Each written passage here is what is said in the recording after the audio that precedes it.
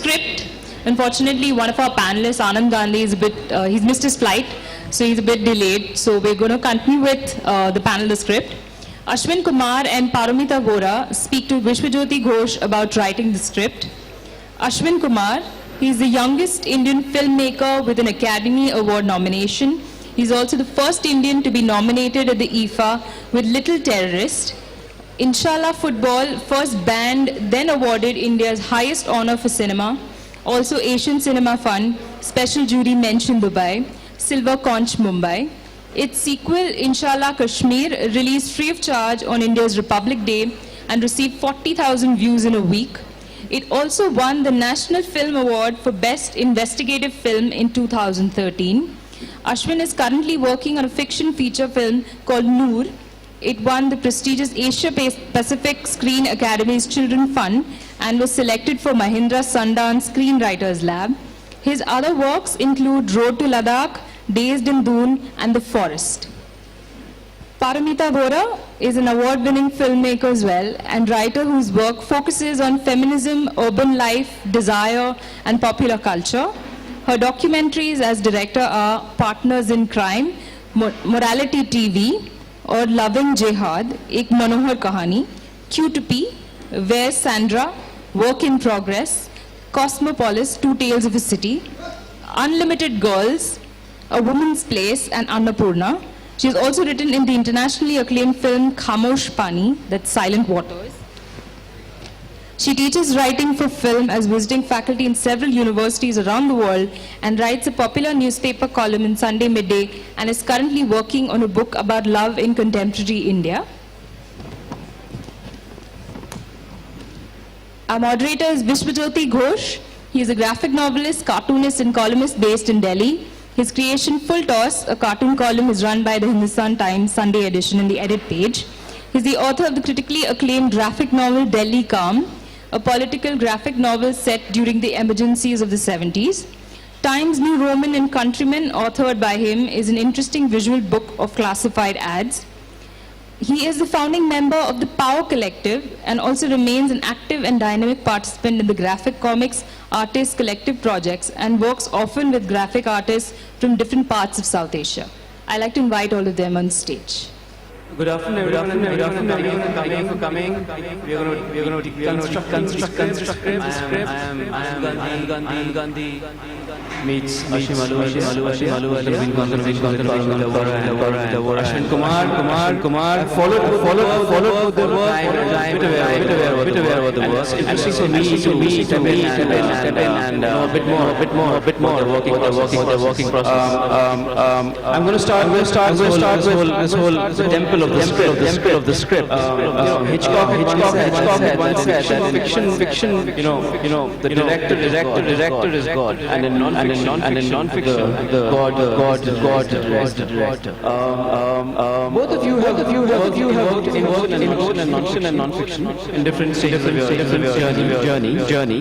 What's the role of the script, especially in non-fiction? I mean, is there a space in non-fiction, documentary? Things can change every moment. You don't even know what it's like. What's the role of a script? So I make most of my films with a script, and I think it's quite important. I've also written scripts for other directors who make documentaries, for example. And I think it's because I believe it's false to say that there is no script in a documentary. So people who make narrative films, for example, have a guess about where the narrative is going to go. I mean, I recently did a narrative TV series, and in a way, yes, it was unpredictable who's going to make what decision in their lives and how the story will pan out. But you are making a kind of educated guess about how the story will go, and you are making decisions about how to film that story, which is essentially the script of the film. Because I don't make narrative films, but I make films about concepts like feminism or cosmopolitanism or whatever. I especially do work with a script which tries to mirror the idea that I'm pursuing. So in a sense, I often mix fiction and non-fiction, and many of my ideas for scripts come from the desire to actually break this orthodoxy, this Hitchcockian notion of fiction works one way, non-fiction works one way. Of course, they have different imperatives. Of course, you bring different skills to bear in both forms. But in a sense, I think they're the same thing. I mean, whether you tell a story in fiction form, you'll bring a different crafting there and a different crafting in non-fiction, but you will still try to be expressive of what you feel, as well as communicative to an audience who wants to come in there and understand something about your thoughts. But nevertheless, there is space for non-fiction. I mean, it's not that So, but the thing is, obviously, a non-fiction script can't be like a fiction script. Like a fiction script should be as clear as possible, otherwise there will be total chaos on the sets, and films cost a lot of money. A non-fiction film should not be so tight as to not allow for the entire magic and unpredictability and excitement of discovery. So at least for me, what I do is my script is not like, okay, so-and-so is going to say X, Y, Z. And I'm not interested in having people in a film just for the content. But it's more like, what's the kind of conversation that will happen? If I go and speak to Veena Mazumdar, who's an older feminist, or to a cop, I interviewed a policeman who's written a film script about violence, what is the nature of the conversation that's likely to happen? And so how do I kind of create a condition for the feeling of that conversation to come through, but knowing why I want this person in the story of my film. So it's a kind of open-ended framework for you to move forward, and also to give to the people you're working with, right? Like, I'll give you an example. I made a film called Q2P, which is about toilets, and in that I interviewed a young woman called Bilkis, very beautiful girl. I met her by chance. She was not really in my list of people I was going to interview, but I met her in the office of somebody whom I had gone to interview. And that person was late, and Bilkis was like, "You're making a film on toilets," and she started giggling. And then she's like, "There is a very nice, very interesting toilet near my house." She lived in a slum. And she was a very talkative kind of girl. So I said, "I'll come along with you to see the toilet." And then when we were leaving, she put on her burqa, which I didn't expect, because that was not my stereotype of a girl who's going to wear a burqa, the way Bilkis was, right? And then we went out and we saw the toilet, which was basically a public toilet. After it was built, was broken down, and all the loos were re-put at an angle because it was a Muslim area, and the loos had got built facing west in the direction of Makkah, right? So now I did not know how the conversation with Bilkis exactly will be, but this feeling of the humor, her beauty, the strange grime and beauty of a slum, I just wrote a half-page description of this experience. I gave it to my camera person and sound recordist. So in a sense, we were all going in to get the same kind of feeling, rather than an exact content. I think that's a critical thing. To get the whole thing that you same film. Most difficult part of the process. You know, Ashvin, you work on fiction, and then you move to non-fiction. So what was the role of you?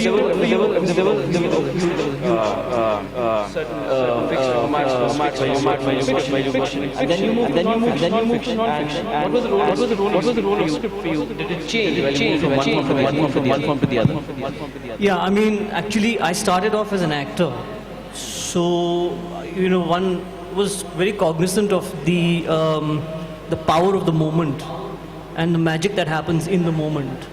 And so I had a healthy sort of balance, I think, between structured screenplay and allowing accidents, quote-unquote accidents, to happen. Magic is what Paromita described, which is not magic. It's actually intended magic, but it happens. And sometimes it's wonderful, and it looks even more magical than it was intended. And then sometimes it is just, you know, it clicks into place, and sometimes it's god-awful. So, you know, you go with it.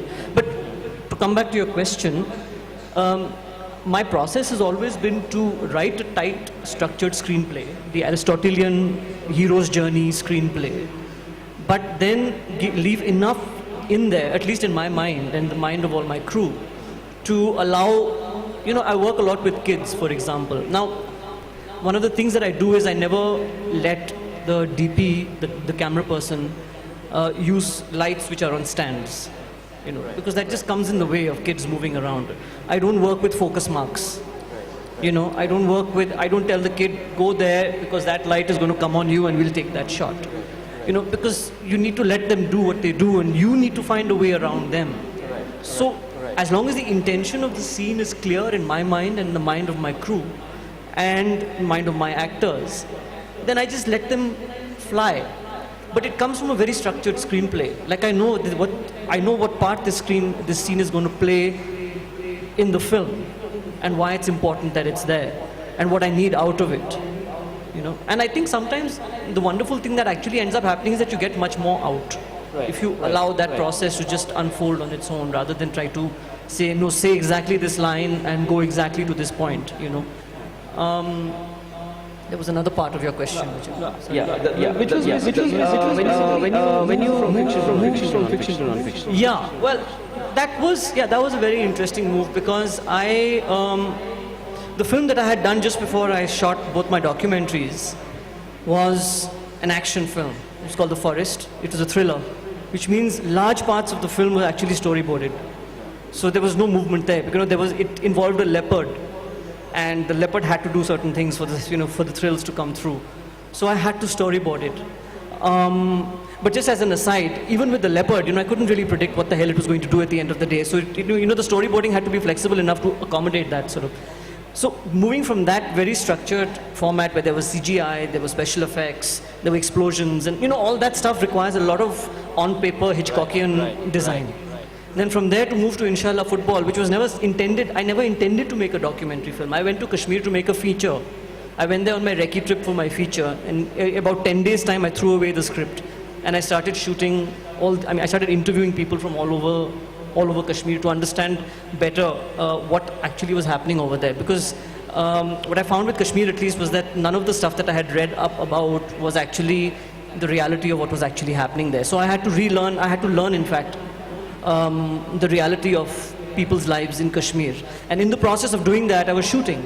And in the process of shooting, I came across this great story about this kid who was trying to play football in Brazil, but the government was not giving him a passport, and then it transpires that his father was an ex-militant.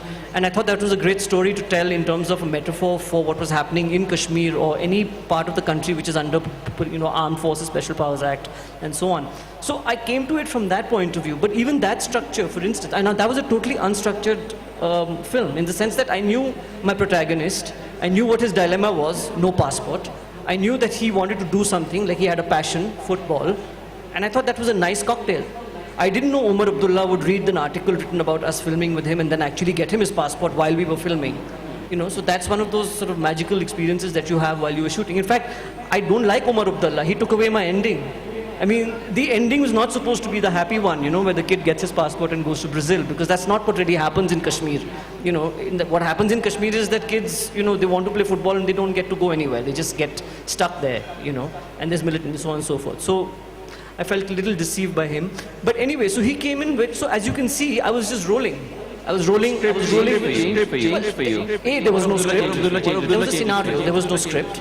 And B, we incorporated it as one of the sort of moments towards, I think, 45 minutes of the film where this thing happens. And then the rest of the film is about the journey, the return home, as it were, where we're trying to show what actually happens as a consequence of him getting a passport. Now, as it happens, he never got to Brazil because Brazilians wouldn't give him a visa because they found out that his father was a militant. So, the story then goes on. But as a filmmaker, I had to figure out the best position in which to stand in order to get that shot, which would tell my story, the story that I didn't know what I was telling, tell my story the best way. So you understand, there's a big, you're actually writing the screenplay as you're shooting. It's an evolving thing. Yeah, and then when you're editing, actually you're writing the screenplay even... Rewriting it. Yeah, you're rewriting it all over again. Which makes me question that both make strong authors wrong work. But at the same time, filmmaking single one man, your subjects, your characters, and everyone's switching it. Coming up with an idea, the last shot that how fluid is your script? So I think, this is the nicest thing about filmmaking, really, and for me, that it's very collaborative. There's a lot of different energies. And if you have the right kind of group of people who really care about making this film, then the energy is fun, right? Even if you do fight and argue, sometimes it's okay. But the job of the director is to provide a vision, a direction in that sense, to be able to take a decision when they feel, no, because I'm keeping track of all the different aspects of the film, I really feel we should go with this.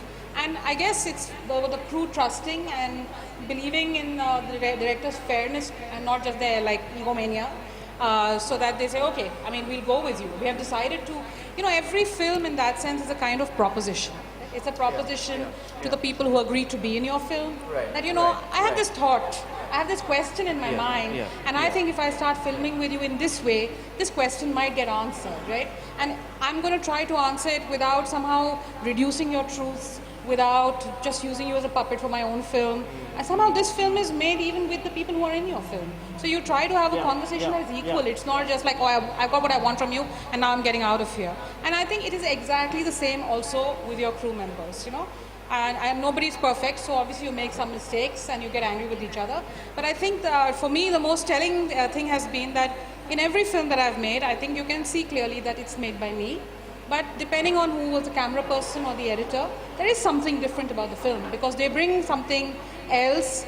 I respect them, I love working with other people, I learn something from them. So it's not so much whose idea it was, it's about the ideas we make together. That energy we bring together to the same film. And that is nice. Also while writing other people's films. So I'll give an example like Khamosh Pani, which some people might have seen here.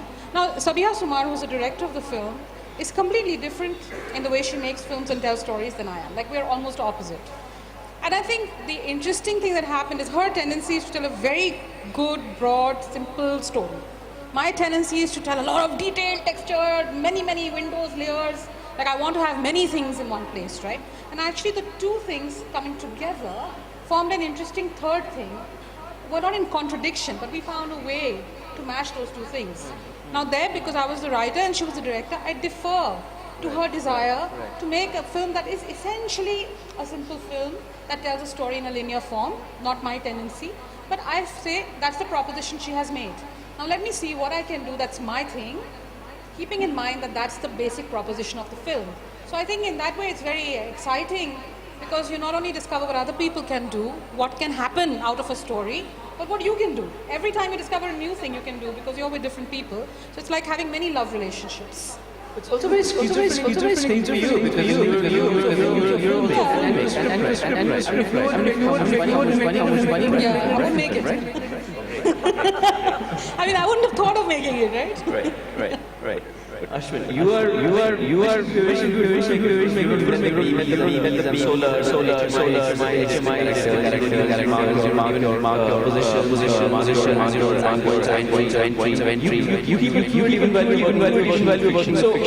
so and you write your own scripts. Broadly you write. So I mean for the crew.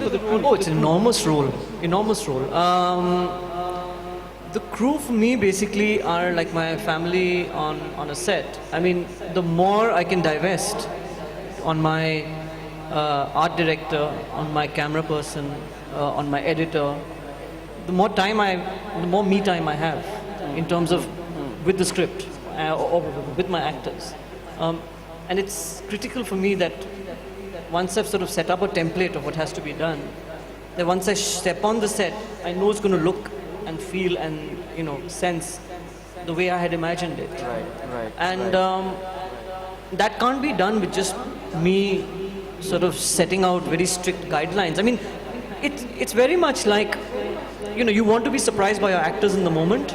You want to be surprised by a prop that shows up on the set. Then, my God, I would never have thought of that jug or never have thought of that thing. Okay, let's get this actor to come. And just suggest, how can you play with that, and let's see how the actor works with that prop, or so it's an organic process, like that. And I mean, same thing goes for the camera, the same thing goes for the lighting. I would never have thought that this that if you could lit it up like this, that once the actor takes the light, that is going to make that impact. But somebody has thought about it, and somebody has proposed it. And I would be foolish to say, no, that's not actually what I thought, sitting 2,000 miles away in Goa writing the script. I'm sorry, can we do what I thought? Not the magic that's happening over here. I mean, that's perverse. Both of your words, it's very everything that pre-prod is very important. The pre-production meeting, the way you prepare, preparation is very important. But small insight is process. Once a great idea you can make. Script. I mean, only you can tell a story. What is the like research, whether it's thinking aloud, whether it's take it how does it work for you? I think that the base question inside that question is really how do you get the idea for a script? Because obviously everybody will make the same film differently. So I think I do feel like an idea can come from anywhere. That is the frustrating thing about the idea, as was discussed in the morning, because you don't know where it's going to come. And I struggle for a long time to understand the basic nature of this story, right? Because if you use the usual kind of solutions possible, right? You can write a 3-act film, or you can do a character-driven documentary, or whatever. These are some available classical forms, and when done well, they always work. You know that. But if you always follow those forms, you'll always tell the same stories. That's what I think. Right. So you have to let the kind of story that you want to tell. So it is a kind of mixture of what you see in the story and what is in the story in that way. You have to let it sort of introduce the idea of a form for the story, I think. So can I show some clips? Yeah? So I'll give examples of how. So I made a film on feminism. It was called Unlimited Girls. And it was difficult because, if you are at all familiar with the feminist movement in India, you know that anybody who makes a film on feminism is going to get it afterwards. Why is this there? Why is that not there? Anyway, feminism is so boring. Who wants to watch this film on feminism, So you are very worried about all the things that can possibly happen to you as a result of this activity. And it's also true that it's a massive topic. So how are you actually going to talk about it in a film? So for me, it's important. The first thing that I tried to arrive at was, what is the question I want answered in the film? And that I feel is very helpful for me, because the film becomes the search for the answer in a way. And that's also more interesting for the viewer, because you're not giving them a schematic, pre-digested product. In a way, you too are discovering the answer to something as you're doing it. Now, the thing about Unlimited Girls was that when I did the research and I read so many fantastic accounts of conferences and meetings and things that people had said, the way people had changed their minds, and I thought, it's an astonishing history. But if I interviewed tens and dozens and, scores of women talking about this, I will just kill everybody in the audience. I'll kill myself while making it. It'll be so boring. But how do I kind of bring this multiplicity and this development of ideas into the film? How do I find a form for it? And I was very lucky, because it was just like a couple of years after you could get an internet connection in your home, right? It was like in 2001. And chat rooms had just become big in India. And I would always say, I'm just looking at chat rooms for research, sociological reasons. Totally sucked into it. It's so compelling, and you can be so many things, and other people are so many things, and it's very sexy, but it's very conversational. Another thing is that for those everybody here looks too young to have ever been in a chat room, but basically there's a main chat room. Nobody's saying anything they mean on it. Everybody's saying the real thing off the main chat room. So somehow this seemed to mirror so much the idea of how conversations happen in public and then not in public, how you are yourself, but sometimes you're somebody else. All these ideas of different selves that we have. And in a way, the freedom to keep changing what you think, not being fixed into one thing, was very compelling. So I actually constructed the whole film as a kind of chat room. There was an actual chat room in the film, which had many, many, many feminist characters in it. Even the material of their conversation was some of it real documentary material, some of it was acted by people. So I mixed the real and the not real into coherent conversations, which had taken place over like maybe 25 years, but I condensed them into these thematic chat rooms. And then the entire film too was in these many windows, in a sense. So I'm saying that there was something inherent in the story of feminism that was not to do with technology. But the idea of how to represent that came from something that was happening in my contemporary technological moment, right? So can you show the clip called Sex Chat Room? It's an online script.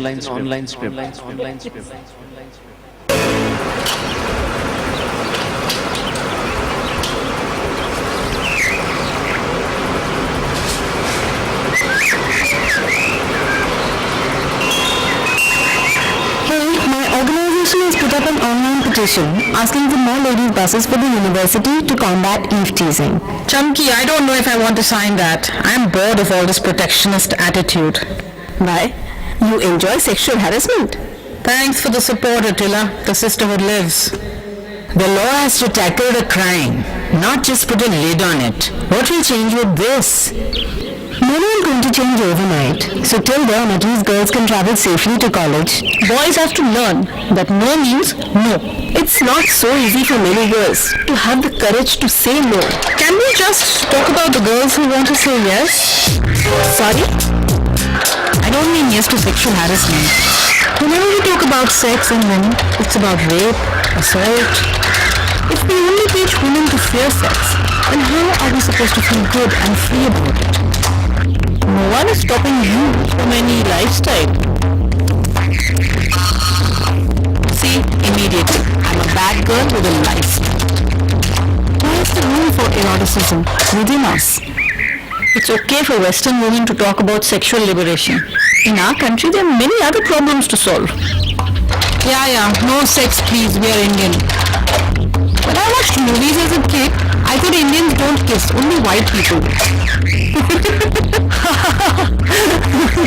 There's a way in which we like people to attend to us as minds and right, not a body.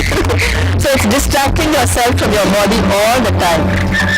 I think the most exhilarating moment for me when I felt there was something wonderful to be a woman is when my lover first made love to me. So that moment was so exciting and so wonderful. I felt glorious. Now we are talking. But even when I try to talk about it, there's the silence from men who won't share their confusions. So then I feel ashamed of men. There has to be a dialogue with men. They are also confused by us. It is not the duty of women to see that men understand. We're not talking of men on the street. We're talking of the men in our lives. Am I the only one? Or does everyone feel pressured to have an orgasm during sex? Hello, where's everybody? And no one can understand this font you are using. Yeah, right. And if I talk about masturbation, will they all log off?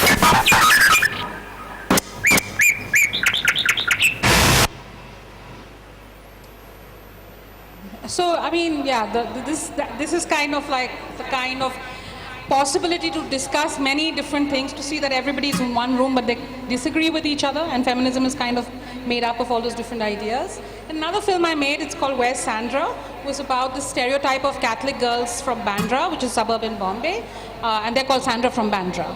Now, it was also tough because the moment you show the stereotype, you confirm the stereotype, right? It means, oh, I think that's what a Catholic girl is like. So how do you actually put into reality something which is a concept in people's minds, is the question. And I think one of the things to do is to suggest a way of looking at a story, right, early in a film. So for example, in Where's Sandra, I thought that rather than take it from this thing of, it's wrong to think that Catholic girls are stereotypical, it's actually to talk about how there is some truth in a stereotype, always. But it's a question of our way of looking at it. If you look at it with affection or interest, it's a nice thing. If you look at it in a demeaning way or somehow to degrade somebody else, then maybe it's not. And Sandra from Bandra is a mythical creature who becomes real in your mind because of the way you look at her. So I'm going to show you 2 short clips, and no more clips, I promise, after that. Yeah. So the beginning of the film, which helps you to look at how it is, and then another one. Sandra 1, will you play? Yeah. Sit on that, sit on that, sit on that, sit on that, sit on that. इसमें बैठिए, इसमें बैठिए, इसमें बैठिए, इसमें बैठिए, इसमें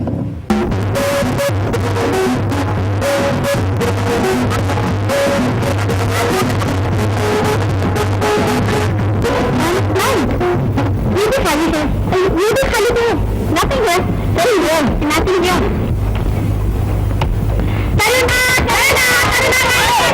How can you lecture now, You're lecturing now.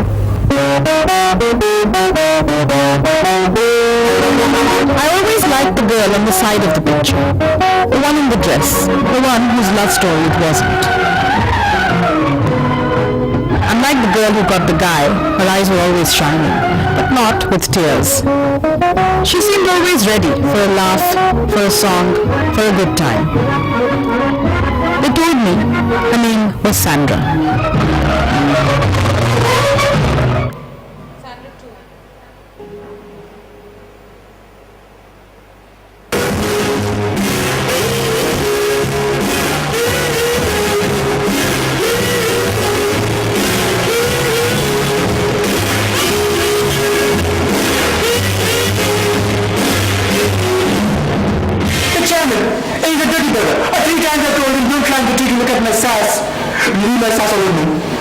getting in, but he didn't listen. So I gave him a hit straight on the face like. The bugger began to cry like a baby, man. And he begged me like, but I didn't listen. I told him, you look at my sass and I'll break your bones and balls. English makes you tall. If you know English, you can wear a suit boot, do an electrician's course, or take a diploma in radio and refrigeration technology. You can become a chef at the Taj Mahal Hotel or a steno at Hindustan Lever. If you know English, you can ask a girl for a dance. You can lean over against the locked door of the terrace and press against her, squeeze her boobs and kiss her on the mouth, put your tongue inside while slipping your hand under her dress. So, did you ever get to kiss Eileen Alba? Oh, I wish I could have kissed her. Good Lord, I dreamt of it and I yearned for her. For repressed Maharashtrians and Indians like me, Jesus Christ, this was where heaven began.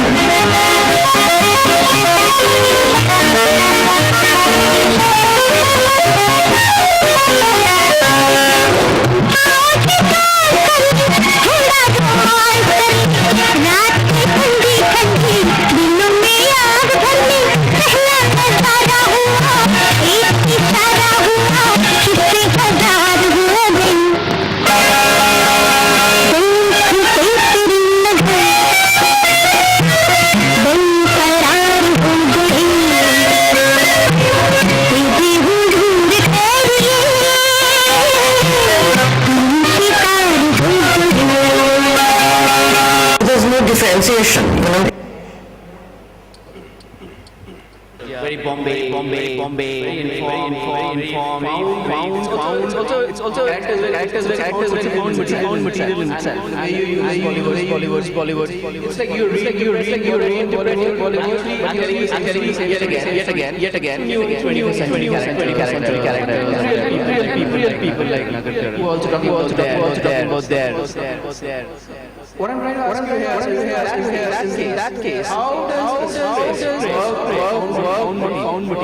nostalgia and reinterpreting that? So the thing in Where Sandra is, of course, I've shown you the clips that are most alluring because it's fun to watch. And nostalgia and this allure is a very big part of this idea of Sandra from Bandra. The girl in the dress, the girl who likes to dance and sing and have a good time, right? But of course, when you mimic something, this mimetic kind of form, and you do it with a little bit of difference, you're encouraging people to look at it in a different way and reinterpret it. But you can't really limit yourself to that. You have to eventually put something at stake, I think, as a writer, as a filmmaker, and say, this is what I think, not just in a joke, but from my heart, right?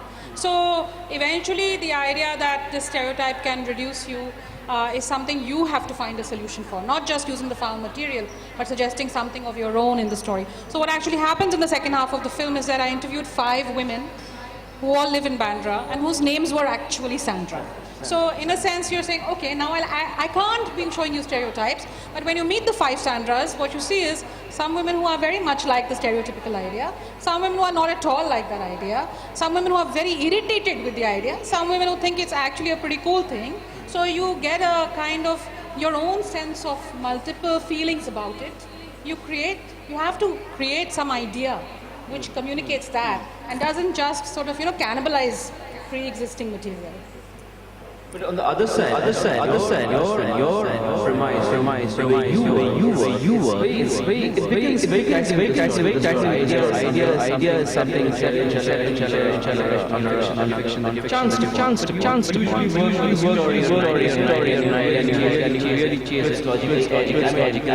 thing is that there's a story, and then when you write the script, there's a set methodology. Whichever way you be, which takes story or the methodology. I mean, it's a very working process. Well, yeah, I mean, working process, actually, I think I'm taken by the big idea. Like, no matter what the story is, it has to have a big idea, And so that's one thing, for sure. And the second part of it, of course, is that it has to have a big potential conflict. Sorry if I'm talking pedestrian here, because I mean conflict is like sort of the heart of drama. But I mean it really bears repeating the number of films that I've seen which actually are struggling to find an internal conflict. You know, I mean it's quite remarkable how those films are actually green-lighted and put into production. So that's what I look for. Oh yeah, and if I can't find it, then that's the journey. Oh yeah, and the third thing is the journey. So not only does there have to be a big idea, there has to be a conflict. And the conflict doesn't have to get over like that. There has to be a sense of Problem because you want to take the audience on an emotional ride. Right. And I mean, I go back to the whole idea of Hitchcock, to come back a full circle. I mean, Hitchcock said the difference between suspense and surprise, you know. One is that there's a bus going, and suddenly the bus explodes. And everyone is like, wow, what just happened, right?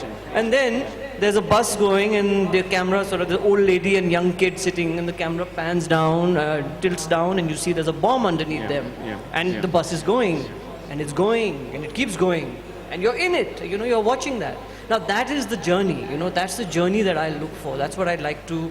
I mean, so all my stories should have that journey, and if they don't, then I have to create that journey. And actually, the wonderful thing about this process is that the characters, if they are true and they're doing what they're supposed to do, they will tell you what that journey has to be. Right. Not me that, oh yes, I want a happy ending, and so let me try and you know, mold things towards a certain cathartic ending that I might want to create. I usually do, yeah, which is weird, but actually I usually do. I usually know where they're going to end up, which is in contradiction to what I just said about letting the characters find it. But if, okay, this is what I found is true. If the big idea is in place, if the conflict is in place and your journey is in place, and if the journey is about them ending up at a certain point, which I am already aware of, that certain point will be that one poignant moment in which everything just comes together. That's how that point gets defined. So it's by nature and by logic.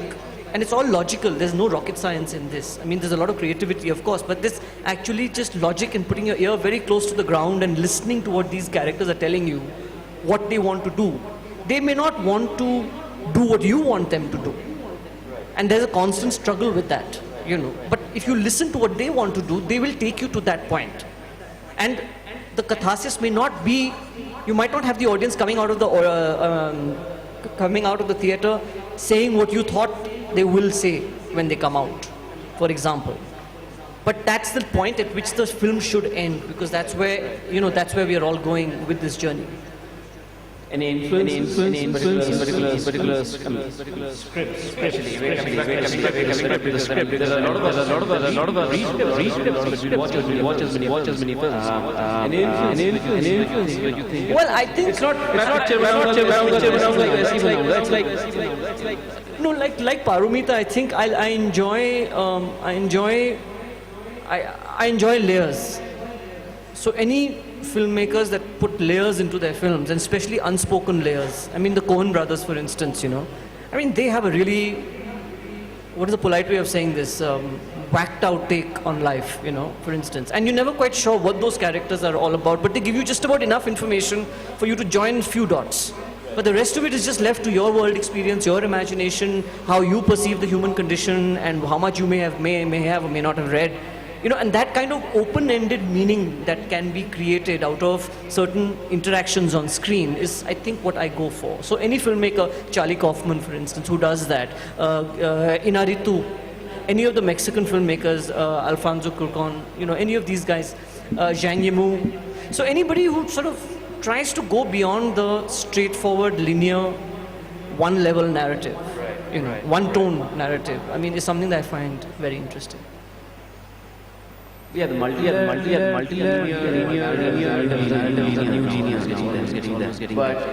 But just beg your pardon. By multi-layer, I don't mean fracturing of time. Yeah.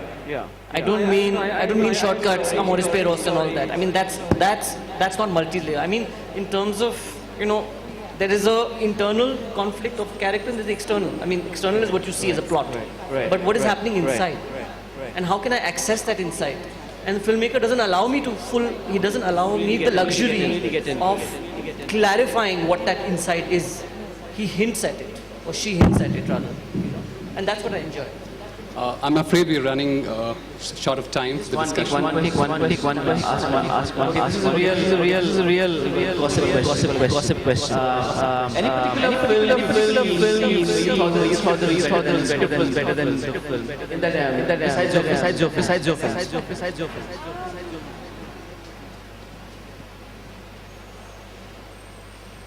I can't think, I mean, I always think it. I often think it, but I can't think of one right away, I must say. Yeah.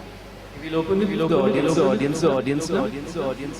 What I mean by that is how much of your script should you be visually able to see in your head before you actually put it down? And the second question is, it's a personal question, but whenever you finish making a film and you finally watch it, is that moment anticlimactic? All right. I see a lot of my script in my head. In fact, that's what I work from. A lot of the times, you know, when people think about a script writer, they think about somebody hunched over a typewriter on a laptop, you know, banging away. It is a very small part of the truth. Most screenplays that I write are written in my head.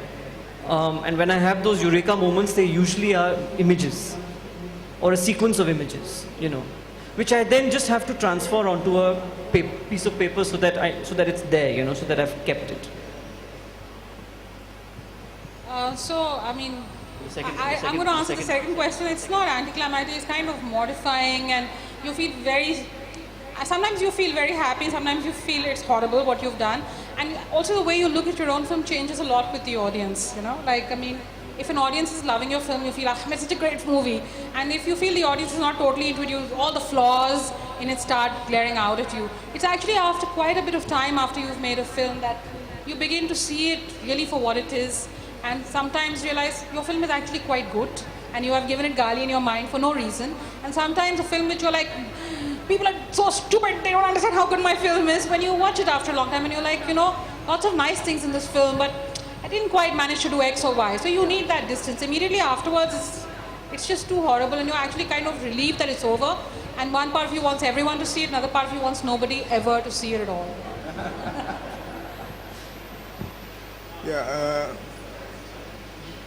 To actually ask yourself, what do I want from a film? And do you think about the structure of the film? Like, I want modernism like Bergman, I want poetry like Tarkovsky. So do you do that before you write a script? This is one question. Second is, without a script, without a script, that film that you made, you told the visualizations. So what I'm asking is that, does visualizations, and you write the script visualizing it, right? So does the visualizations constrain your script, or does it make it better when you go on the floor? So after that visualization, does it make it better, or does it constrain it? Actually, there's this wonderful concept in Hindustani, in all classical music in fact, and it's called the bandish. Are you familiar with this? Okay, so more bandish, better the movie. That's what I think. Or the story. The more limitations you end up putting on yourself, whether they are budgetary or they are whatever, you know, imagination-wise, etc. So because the most boring films are made when there are 12 cameras rolling at the same time and big explosions and lots of other things, you know, where everything is possible. You need to be able to limit yourself. I mean, and if circumstances around you are not conspiring, which I assure you they will, then please limit yourself. Find those limitations, because that's when the real problem-solving part of your brain starts ticking. And this so-called creativity, in my humble opinion, is actually problem-solving. That's when you get creative. Because if everything is available, then there's no need to be creative. Paromita. I'm going to answer the questions as one, from the point of view of not a filmmaker, but as somebody who writes for other people. So just in terms of script, right? So yeah, you do have to have a structure for your script beforehand, right? Otherwise, what is the script doing? The script is suggesting a structure. This does not mean that the structure can't change on the editing table. It frequently does. And if you want me to give an example recently, like if you see a film like Revolver Rani, you want to re-edit the film so that you can make it a little bit better than how bad it is, and not stick to the script, which they seem to have done, right? But the thing is that this bandish idea is actually inherent to script writing, which is you can't just put anything and everything in because I like Tarkovsky, I'll use a bit of Tarkovsky here and so thing and Godard. And you can't do that because those ways of telling stories have evolved from the sensibility of that director, right? And you have to have, you may be inspired by things, you may learn from watching other directors or reading other people's scripts, but eventually the script has to be written by you, right? So in terms of visualization, I think the question that you're asking is, how detailed should your script be? When you are writing a script for somebody else, I would say not over detailed. It is not your job as the writer to write down how every shot is going to be, because then what is the director going to do? A script is a suggestive thing, right? It is a suggestion for what kind of film can emerge from this piece of work. In that sense, a script is not a finished product. It is not the end in itself. It is a document created which has to find an ending in a film. So the person who tries to make their script a very egotistical piece of art is going to write a bad script. The person who thinks, the only thing I say is that the other extreme, which people tell you that anybody can learn to write a script if you just learn some logic of craft, that's not true, because the workshop idea. So this idea that you can go to a workshop for 1 week, or you can read Sid Field and you will know how to write a script. You won't. Actually, you'll know some basics of script writing, which everybody should know, but will you be a good script writer? You can't be, because you're thinking about human life, right? You're answering questions about life through an aesthetic process. And that requires you to study film, to practice a lot, to work with many directors, to really find your own voice and write the scripts then that only you can write, which will be wonderful different films depending on who the director is of those films, right? And I think in terms of, some people will also tell you, keep it very bare. I don't feel that way. I do think that you should write it well. You should not write a script crudely, because then it will suggest a crude film, right? So supposing you're writing a gothic romance, you should have an indication in your writing, small phrases only, which will give the which will inspire the director, the DOP, the actors. Think how many people are going to read your script, interpret it, and come back and make it into one thing. And you have to be part of that process. You're actually the person who is planting the seed for that process. You have to do it with a lot of love, care, and precision. Otherwise, it's not going to grow into a beautiful plant. So you have to think of all that which is to come and keep space for it, and not try to blot everybody else's work out by saying there'll be a red wall and there'll be this. That's not your job. That's the art director's job. So suggest only that which is necessary to tell the philosophy, the story, the emotion, and the mood of the film. And to do that, you have to practice a lot. And that's what makes you a good artist, no matter what you do actually, not just script writing. Great. I think that was an excellent session, and thank you both. Thank you, Vishwajyoti. Thank you. Thank you to Vishwajyoti for being a great moderator. Anand Gandhi. Thank you so much.